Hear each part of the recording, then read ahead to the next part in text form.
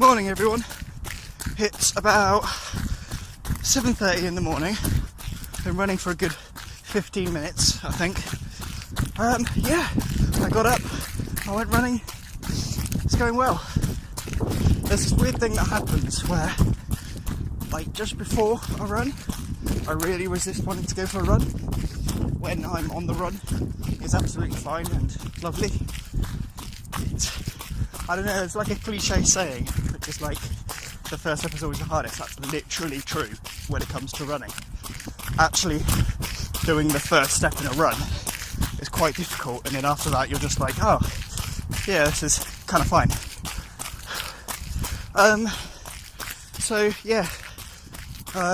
Training for a marathon. Got probably under 5 months left, maybe I think like 4.5 or less than that. I was supposed to go for a run yesterday, but it was raining, which is not a normal excuse. And to make sure I don't use that excuse again, next month, start of December, I'm going to get a gym membership so that I can run in the gym, which means A, I can run in the evenings if I wanted to, stops the whole not being a morning person excuse, and B, I can run when it's raining, so that would be good.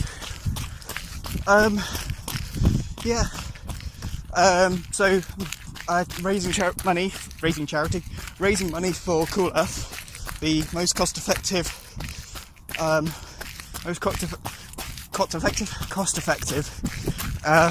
charity to donate to combat climate change. There'll be a link in the description box below this video. Please donate and share. And now I'll show you a little bit of my running route, because I know you're all dying to see it, maybe, while I explain some maths. So, the other day in Boots, my wife said something along the lines of, I can't quite remember what the subject matter was about, because I'm terrible at listening. Something like, oh, I hate it when people say this, when it's not this, it's really just this. I thought, to be funny, because I'm hilarious, I would say pretty much what she said, but replace the subject matter with abstract maths. So I said, and you guys are gonna find this hilarious. Oh yeah, it's like when people say route 2 is transcendental, when really it's just irrational. Yeah, I'm pausing to let you guys laugh. The problem with that joke, though, not that it's about abstract maths, it's still the hilarious part, is that I'm pretty sure if anyone did know what transcendental and irrational means, they're probably good enough to not mix up the two. Anyway, my wife asked in store what do those terms mean, and I think she forgot that she doesn't like having maths explained to her while she's shopping. So I tried, and then of course we realised we needed a pen and paper because she's much more of a visual learner. So I thought I'd explain it now. Get something to write down on, because I'm not going to put stuff up on the video, because again, I'm putting as minimal effort into these videos, because just to make sure I actually get them out, instead of, I know if I'm going to say, oh, I'll edit this video later, I won't actually do it. So get something to write down on, and I'll start explaining. So, first of all, take two integers, two whole numbers, and put one over the other with a line through it. That's called a fraction, or it's also sometimes called a rational number. Rational meaning ratio, not, oh, that makes sense. Although you'll find many puns on the internet to do with rational and irrational numbers. So, say for example 1 over 2, that's a half, that's a rational number, that's a fraction. 3 over 2, that's 1.5, same thing. 0.3333 going on forever, that's 1 over 3, that's a third. The square root of 2, and I'll explain why, is not a rational number, because there is no way in which you can write it as one integer over the other. And I'll explain why now. We're going to do what's called a proof by contradiction, where we assume the opposite is true. So we assume you can write the square root of 2 as a fraction, and show that because and show that there's some sort of contradiction or some sort of problem with assuming that, which then means the opposite must be true. Because we tried one option, that didn't work, the other option must be the case. I know I said I wouldn't edit this video, but I ran out of memory while recording. So yeah, I listened to the video back and I'll start off from where I got to. So, proof by contradiction, we're going to assume we have a over b, two integers, a over b, is equal to the square root of 2. Right? And we're also going to assume that a over b is in its simplest form, which means a and b share no common factors greater than 1. So, by that I mean, if you had 10 over 15, that's not in its simplest form, because they share a common factor of 5, bigger than 1, so you can divide both the top and the bottom by 5, you get 2 over 3. So, assume a and b share no common factor besides 1, or greater than 1.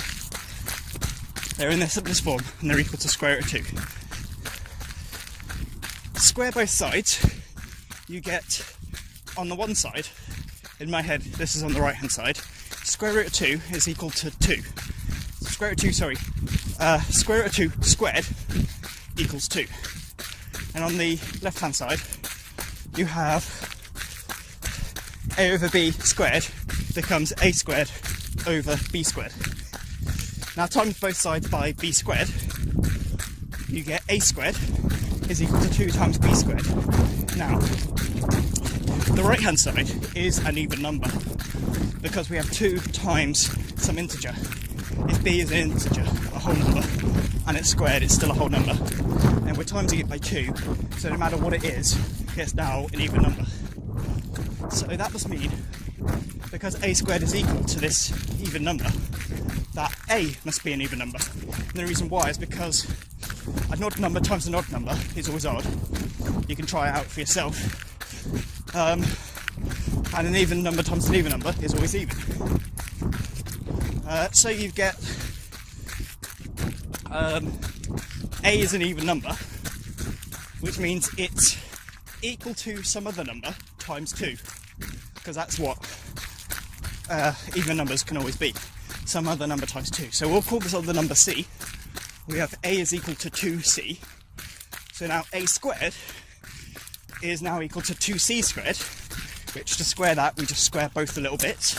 So 2 squared is 4, c squared is c squared. So now you have 4c squared is equal to 2b squared.